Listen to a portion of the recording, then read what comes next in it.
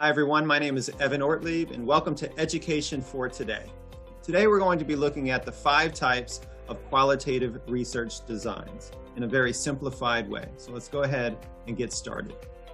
The first is ethnography. You may have heard of this one before. It's quite popular and it involves the researcher embedding his or herself into the daily life or routine of certain subjects.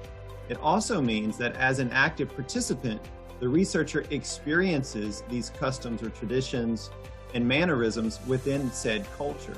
Oftentimes, geography is a constraint on being able to conduct this type of research.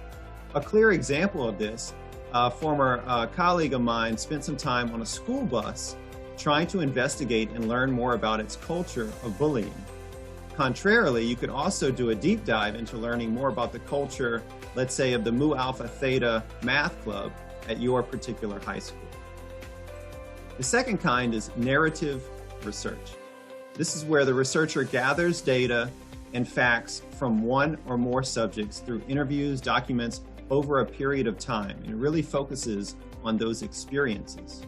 It's based upon a theme, and then it's all pieced together, oftentimes to derive answers and suggestions for improvement.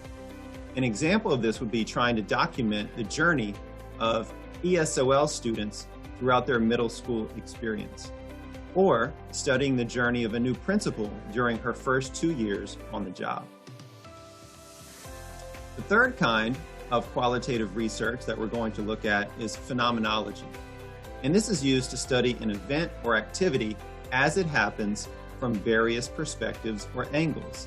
We oftentimes use interviews and videos, on-site visits, basically anything and everything we can get our hands on to collect data about those perspectives and insights from a variety of participants.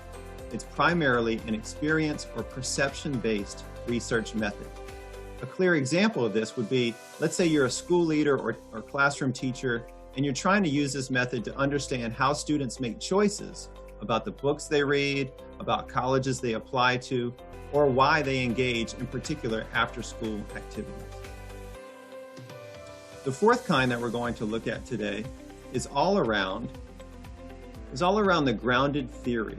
Here we're going to start with collecting data in order to answer a particular question. We use that data set that includes the coding of similar concepts into categories. We use that data set in order to think about what theories emerge from that and best support that data in order to be able to verify that again through further analysis in the field. And so this cyclical process is in and of itself grounded in theory.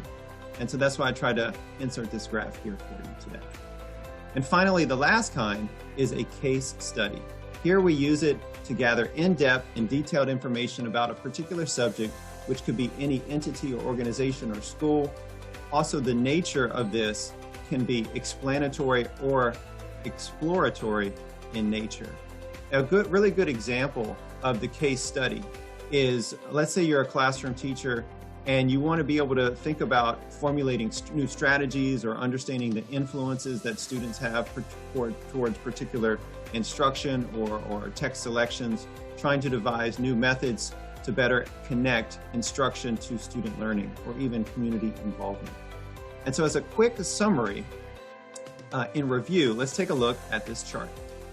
So you see here that there are, again, those 5 types of qualitative research design.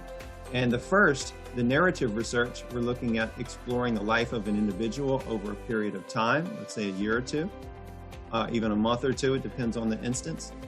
The phenomenology is trying to understand those experiences that people go through. The grounded theory is trying to develop a theory or an understanding for why the data says what it does, and then go ahead and trying to verify that back in further field investigations. The ethnography is trying to understand a culture or a particular context where you go inside of that culture and experience yourself. And finally, the case study is trying to develop a thick, rich description and of a particular context that's not necessarily transferable outside of those parameters.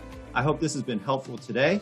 If you could, please like this video, give me a thumbs up, and subscribe to the channel for more content on educational research and all things education for today.